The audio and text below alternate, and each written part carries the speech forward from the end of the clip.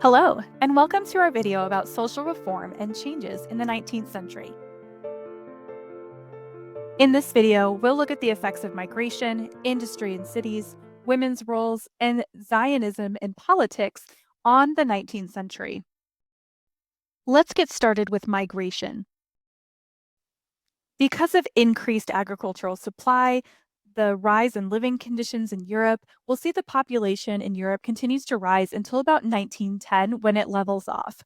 We also see, because of the increase of transportation means, that there are a lot of people that are going to be leaving their homeland in Europe and going to places like the United States, Canada, South Africa, Australia, um, to try to carve out kind of better lives for themselves, whether that's because of like religious means or because of increased like opportunities for jobs. We'll see a lot of migration during this time period. It's just a lot easier to do. So you see in this map here, kind of where all these different migration and immigration patterns are going. But there's a lot of them. Travel's a lot easier to do now. So if you would like to kind of make a new start someplace and you can save up the money to do so, you and your family can now go across the world. Now let's look at industry and how cities are developing during this era. These two maps here are representing what industrialization looks like in 1860 and then 1913. So you can see from this map that places in Central Europe, Austria, Russia, or even Southern like Italy or Spain, they are not even at the same industrialization level in 1913 that Great Britain was in 1860. So while things are growing, nobody's growing kind of at that rate that the United Kingdom is, with the exception of Germany and France. A big development in the second half of the 19th century is going to be the rise of unions. So, unions are going to work for improvement in wages and working conditions. They often will initiate long strikes to try to kind of bargain with the factory owners. But despite the growth of unions, most of Europe's labor force doesn't actually unionize. But those unions do get the working class a lot of rights that we enjoy today as workers. One distinction of the later half of the 19th century is the development of the middle class. So the middle class is going to have several different levels to it. So we've got like the upper middle class. Those are the people that are the owners and managers of factories and businesses, and they're going to live more kind of like an aristocracy would. Then we have the kind of comfortable middle class, the small entrepreneurs, professional people like teachers, librarians, shopkeepers. And they have enough money that they can have private homes. They don't live in things like tenements. They can buy furniture, go on vacations, that kind of thing. And then we've got the lower middle class. They're considered the white collar workers. So they're going to be like secretaries, clerks, lower level bureaucrats, and they're going to spend a lot of money on consumer goods to try to make them look more middle class. And we'll see lots of tensions kind of between these classes as they see themselves as being very different from each other. We also see during this time period of like the mid to late 19th century, the redesigning of cities. So during the early industrial revolution, as we saw all of that urbanization happening and people moving to cities in droves, they weren't doing a ton of city planning. They were kind of just hodgepodging things together to make it work to accommodate people. So now they're going back and thinking like, how do we intentionally redesign our cities to make, everything very uniform, organized, and make it easier to travel? And so we start to see places like Paris really rebuild for political purposes. They're going to try to discourage riots. Remember, Paris has a lot of riots. And they're going to do things like bigger buildings and lots for things like department stores, office complexes, and apartments, and start to work on their subway system. And Paris especially wants to go back to being kind of the art and culture center of Europe. So they do lots of things to move themselves towards that. They build the Paris Opera, the Eiffel Tower, the Basilica of the Sacred Heart, all of those different things to try to recapture that art and culture piece. They also build suburbs to get away from the congestion of the city. And many middle class residents will move out to these communities in the suburbs because it's cheaper, it's safer, and you see that kind of lower income people and then very high income people live in the urban centers in very different living conditions. Here's an example of one of those department stores that develops. This one's in London. But look at all these new consumer goods that have been mass produced that you can now purchase. So shopping as we know it. Urban sanitation also becomes a major point of concern. In the kind of mid 1830s and 40s, we have the cholera epidemic, and a lot of that's caused by poor, water filtration. And so they start developing systems for their water and sewer systems that disposes of human waste and provides clean drinking water to the public. And this becomes a government involved public health initiative. We also see the government starting to get involved in situations where, like, people might be concerned with health and safety things. They regulate buildings. They actually say, like, yes, these are the standards it has to be. You can't just build it to any standard. Here's an example of the type of thing they're working with in Paris to build the sewer systems. I mean, they actually made underground tunnels for it. They made it where you had like little railroad carts that you could take it all throughout to kind of monitor the drainage for the city. And so they made a lot of real like structural improvements during this time period.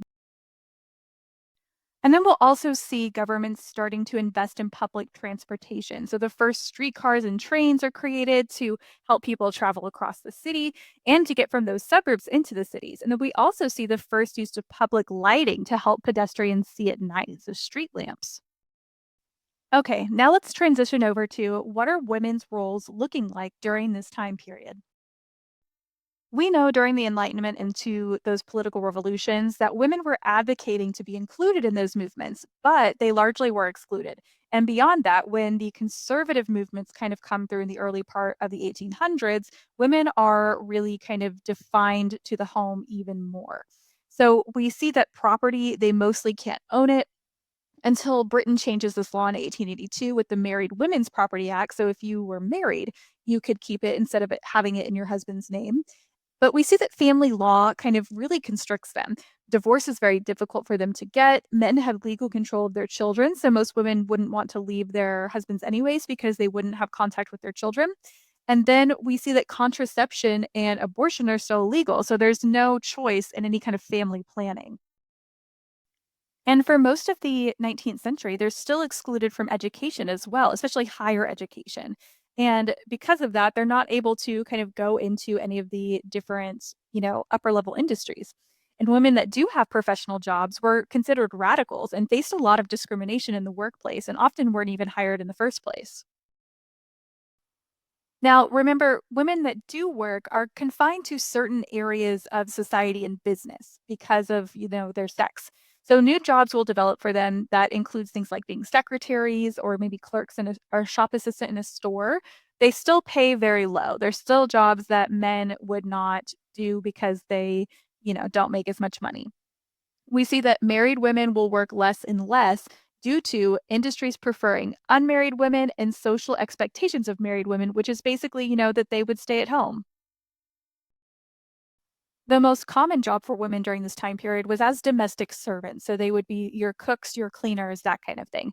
But we do see with the Industrial Revolution that some of these new jobs are created that they employ women for, like the Central Telephone Exchange. They mostly employ women as their switchboard operators. Now, those social spheres that women were confined to, this is what they meant by that. So it's the cult of domesticity. They oversee all domestic management and childcare. It's the fact that they're supposed to be kind of the like examples of religion in their house to teach their children prayer and enforce religious structure. They're supposed to perform charity works. And in middle class women specifically, we see that they do have access to some contraceptives, and children are very expensive. So we often see middle class families have smaller families in general, they have less children. But it's during this time period we also see the rise of feminism. Now, many women do not actually support the feminist movement because they're sensitive to class and economic interests, and they care more about national unity and patriotism. The feminist movement was seen as very radical, and it made a lot of people uncomfortable because they saw women really going against the norms of the time period, and they were often seen as doing what they consider kind of extreme things. One of the early leaders of this movement was a woman named Flora Tristan, and she's inspired by the Chartist movement, which, if you remember, that one is a movement advocating for kind of social and political reforms, giving working class people more say in the government. And she believed that women would gain more rights as workers gain more rights. And so she fights for a lot of socialist ideas and the development of unions. And her work, along with others, are going to lead to the creation of socialist parties across Europe. Now, probably the most famous suffragette is this woman right here. Her name is Emmeline Pankhurst, and she is specifically in the women's suffrage movement for Britain. And she leads kind of one of the more radical groups, the Women's Social and Political Union, which encourages strikes, arson, and vandalism, all to support the feminist cause. And she's kind of the opinion that if you don't, force people to reckon with you, if you don't demand change, then it's not going to happen. Women have been nicely asking for things, for hundreds of years, and they've seen over and over again that, asking nicely isn't going to get them results. So she resorts to some pretty violent means to try to gain attention for her cause. And she's arrested many times for all of her different, advocating efforts. And even when she was in prison for those different efforts, she would organize things like hunger strikes within the prison to try and further her movement while still, behind bars. Those hunger strikes often resulted in force feeding, where they would literally like put tubes down the women's throats to force feed them. And it becomes kind of this iconic image of resistance. And her efforts do pay off eventually. Women are given the right to vote in Britain in 1918, right there at the end of World War I. And the British suffrage movement is highly influential in the United States. And you see after that, we start to see other countries grant women's suffrage kind of in a domino effect, with the exception of some places like France. They take a little bit longer. But overall, it's those early feminists and suffragettes that push this movement forward. And that leads us to our last topic for today, the creation of Zionism and political changes in the 19th century. In the first half of the 19th century, we see a lot of the Jewish people living in Western Europe begin to gain equal citizenship, kind of coming off of that Enlightenment revolutionary high. Still, many Jewish people cannot own land and were subject to discriminatory taxes. And this is where we see the creation of Zionism. Now, Zionism, it stems from the word Zion, which is used as a synonym for Jerusalem and the land of Israel. And this Jewish national movement has a goal of creating and supporting a Jewish national state in Palestine, the ancient homeland of the Jewish people. And so this man right here, Theodor Herzl, he is a journalist playwright and he advocates for Zionism in Austria-Hungary and forms the Zionist organization. So when we look at, the creation of the state of Israel after World War II, it goes back to the foundations of this movement. The Zionist movement will really take off in places like Russia, where the Jewish people are very oppressed. So we see that the government there restricts book publications by Jewish people, they restrict where they can live, they ban them from state service, and exclude them from higher education. And so we see a reaction to this, where the Zionist movement will really appeal to these people. They also have state sponsored organized riots against Jewish neighborhoods. So, again, you can see why the Russian Jewish population would be drawn to a movement of a state of their own.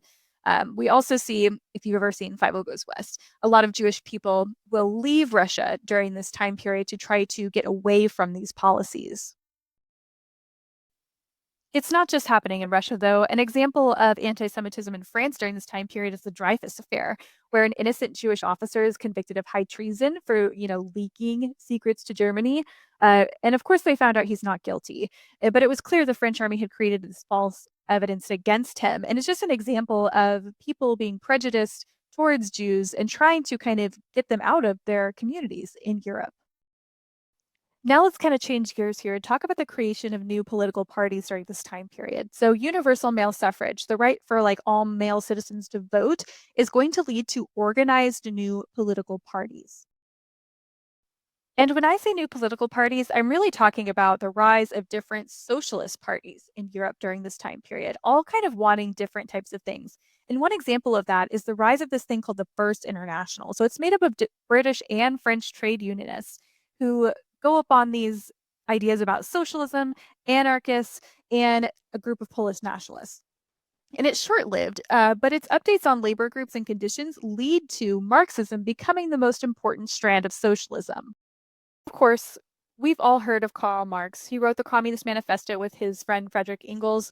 It's all about the history of class struggle and the haves and the have-nots. And this appeals to a lot of these workers as they feel like they need to, unite to overthrow these kind of all powerful factory owners. His ideas about shared ownership and the workers controlling the means of production sounds really appealing to this group of people that traditionally has had very little say in the government and very few rights or property. And this is where we start to see the breakdown of capitalism versus communism as economic and political systems. And we'll talk a lot more about this because communism versus capitalism is not going away anytime soon in this course. But here's the basic breakdown for each. And that concludes our breakdown on social reform and changes in the 19th century. Thanks for watching.